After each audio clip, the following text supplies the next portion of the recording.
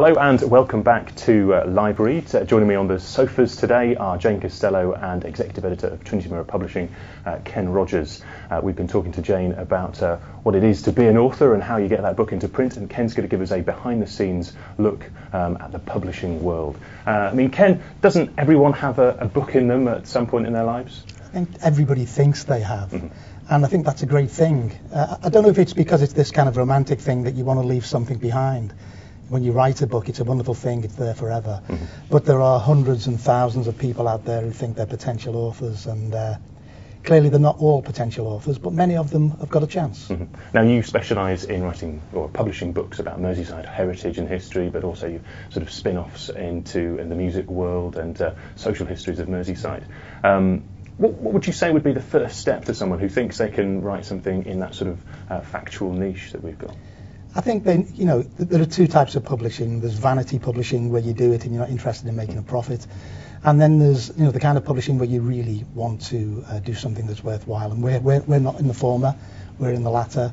We're in the business of making profit for ourselves and for our writers. And so if you're a writer, you need to know your subject matter tremendously well.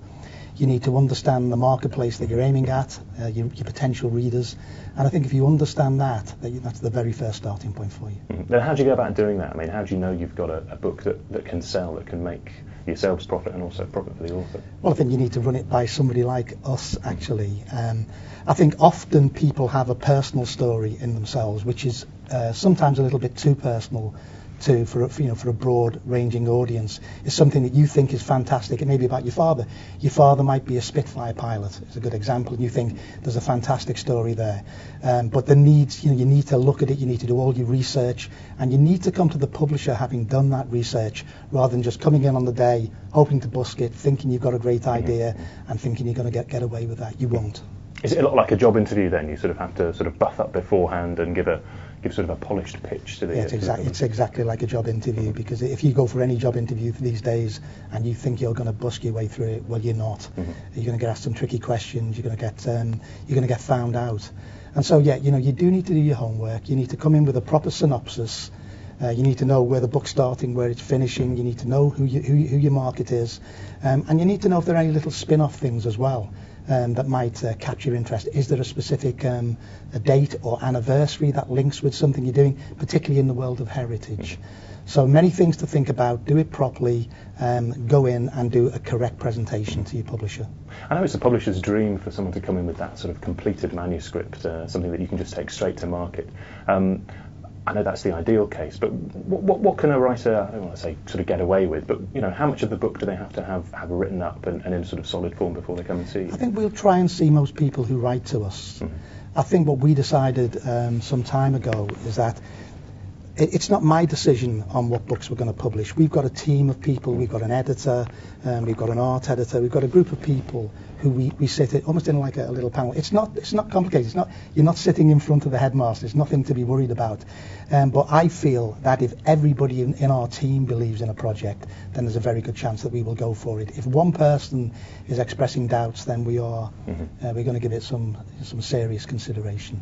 Now, looking at your figures, you see between sort of about 20 to 30 people a year, don't you, with pitches, and you say yes to about 10% of them. Is that about right? Yeah, we probably see more than that. Okay. And we talk to a lot of people on the phone. A lot of people don't actually make it to the pitch process. But yes, I would say we only take about 15% of the people who come to us. Mm-hmm. So those lucky few, what does it take for them to sort of complete that book and get it, in Waterstones or in Amazon or whatever?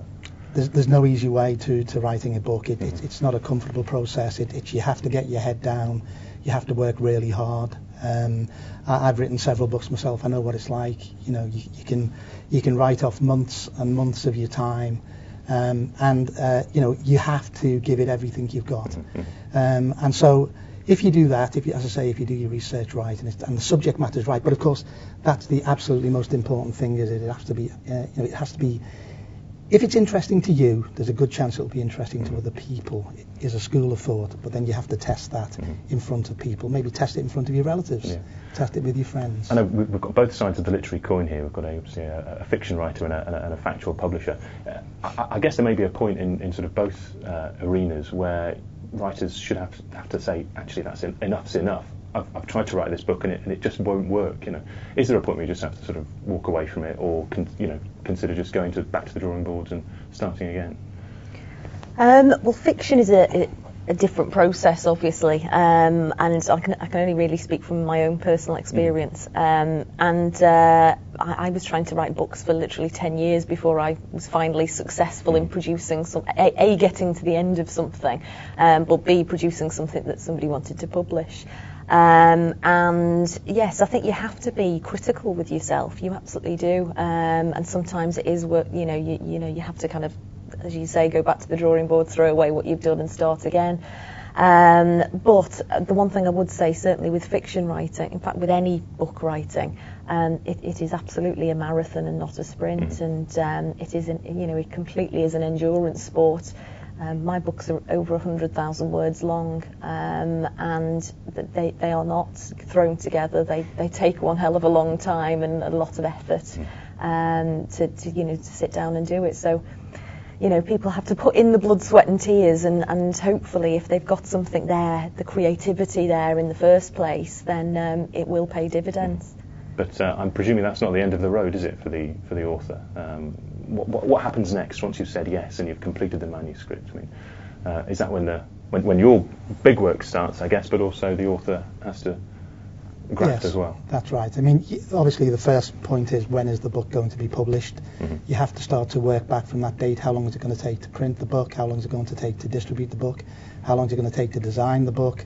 You might need to work with an art editor. You might need to work with an editor. You might need some support on the writing side of the book.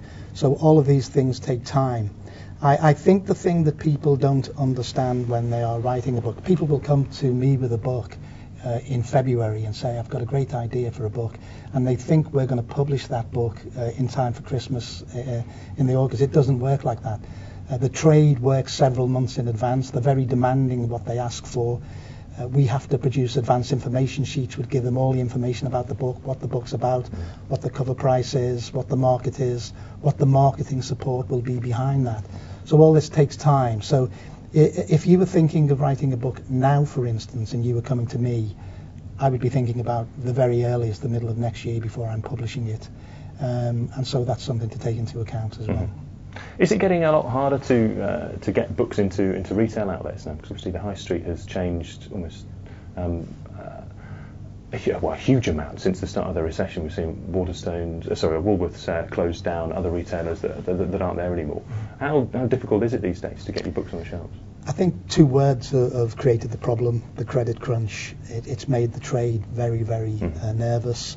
The trade are quite selective about how many copies they're going to take. The book publishing business is a game of risk, isn't it? The publishers take a risk on the book.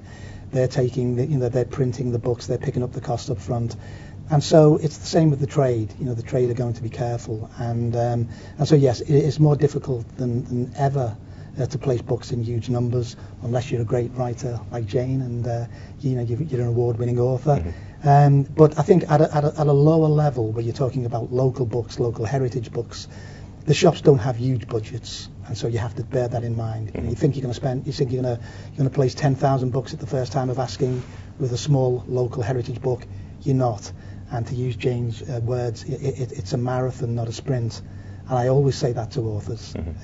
Be prepared for your book to start slowly, and maybe it'll be a year, or maybe a book will be on sale for 2 years before you reach your target aims. Can you retire on the proceeds of the books that I wouldn't say, if you're a local author, I wouldn't be seeking to retire immediately on the books that you do. But who knows? You hit on a particular thing, and it captures the imagination of people, and then that's the starting point for you. Your first successful book is all important, because you've then got an audience, you've then got people who are interested in you, and you can take it on from there. Is it? I mean, there's always all kinds of myths and legends about sort of the publishing world. It's all quite murky and what have you, and you're obviously pulling the curtain to a certain extent for us. One of the myths I wanted to ask you about is it true that the author is the last person to get paid? They do all the graft and the sweat and the tears. It's their idea and what have you, but at the end of the day, they're waiting for their royalty check, and there's a huge queue of people in front of them, from the publisher to the retailer to the distribution arm. It's not always true that the author is the last person to get paid. Often, well, first of all, if you are a top-class author, if you're a major football star, if you're a film star, if you're an actress and you're doing your autobiography, there's every good chance that you'll ask for a substantial advance payment up front to justify the work you've been doing in advance, and that's absolutely right. If you're a local author and you might have put a year into a book, 6 months into a book, however long it is, you can't always guarantee that a publisher will take that risk and give you an advance up front. Because you remember, what is an advance up front to a publisher? Well, a publisher translates that into a number of books, because you simply divide by the cover price, by the amount you paid in the advance, and that's how many books you've got to sell before you're in profit in that area. So yes, it can be a tough business. It can be frustrating if you're an author.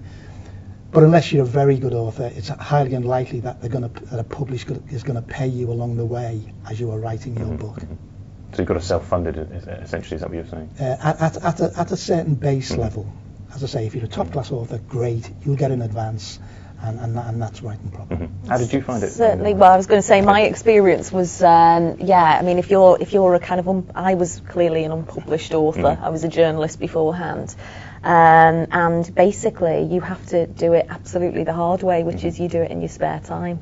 I wrote my first book when I was on maternity leave, which I thought would be, I mean, I had this idea, I'd had plenty of time, you know, in between looking after a newborn baby, and discovered that the reality was for, you know, anybody who's got a newborn will know that actually it's a lot harder than that.